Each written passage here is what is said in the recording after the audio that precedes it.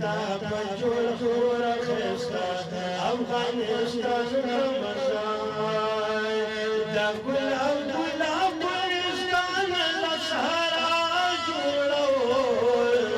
نور په دې وطن خامخا جوړو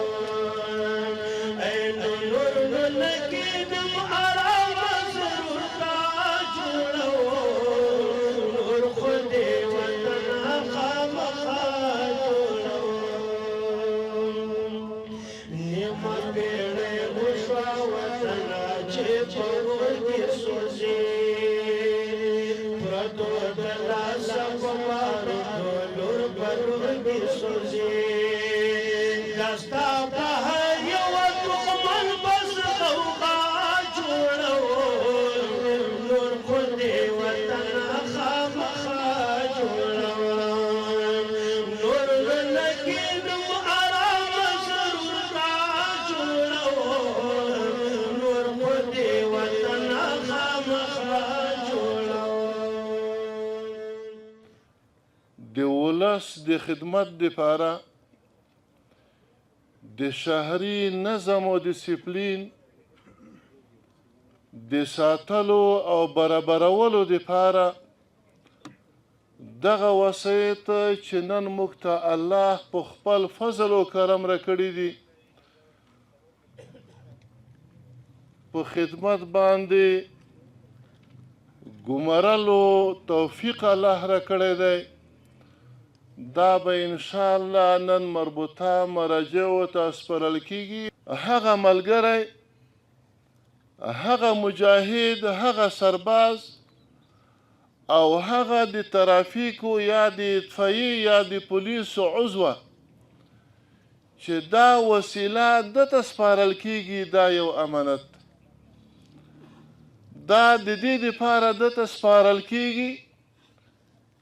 چې په دې باندې د نظام تقویه وکړي د ولس خدمت په دې باندې وکړي اوس د دې نه خو اختیار د تا دی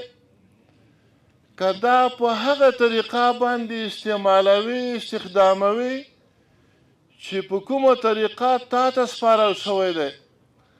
عند الله به د هم مسؤلیت خلاص وي او عند الناس به هم انشاءالله بیا مسؤول نه وي مثال په طور یو لاره ده یو سړک دی قانونا طبعا عرفا عقلا ته د دې اجازه لرې چې په هغې کې په دې موټرسایکل باندې په 10 په 20 کې مثلا سپیډ ووهې که چېرته تا د هغې نه اضافه سپیډ په دې باندې ووهلو یوه حادثه رامنځته شوه شاید تا عند الله د هغې مسؤول وي بیا د هغې پوښتنه درنه وشي یو پیشنهاد مې دا دی دې شي ته باید ورونه متوجه شي او سخته توجه وکړي او دوهم پیشنهاد مې دا دی چې دا ترافیکي دا پولیسي او دا اطفایي وسایل په شخصي امورو کې باید استعمال نشي د مشرتابه له طرفه د دغه اجازه هم نشته او بل پیشنهاد مې له دغه میکروفون د لارې ولس ته دا دی هر هغه څوک چې د موږ پیغام اوري د هغوی نه مو غوښتنه دا ده چې د موږ د پولیسو ترافیکو او د اطفایي د ملګرو مسؤلینو منصوبینو سره پوره همکاري وکړي دا وسایط د خلکو د خدمت ښاري نظم او بیړنیو حالاتو ته د پر وخت رسیدنې لپاره یوه مهمه اسانتیا ده چې امنیتي او خدماتي چارو د پیاوړتیا څرګندونه کوي د خدای تعالی ډېر زیات شکر ادا کوو چې د کورنیو چارو وزارت د تأمیناتي چارو معیت اړوند د لوجستیک لوی ریاست په ډېر کم وخت کې په دې وتوانېدلو چې اړوند مجاهدینو ته یې په ډېر اعلی معیار باندې موټرسایکلان تیار او برابر کړل سږ کال موږ تقریبا په حدود د 2000 عراده موټرسایکلانو کې موږ د اړوند مجاهدینو او منصوبینو لپاره خریداري کړل چې نن یې د وزارت د رهبرۍ د طریقه د دغه موټرسایکلانو د توزیع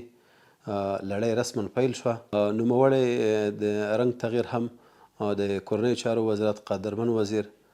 خلیفه صاحب محترم د 004 امریې په اساس باندې منځته راغلو چې لله الحمد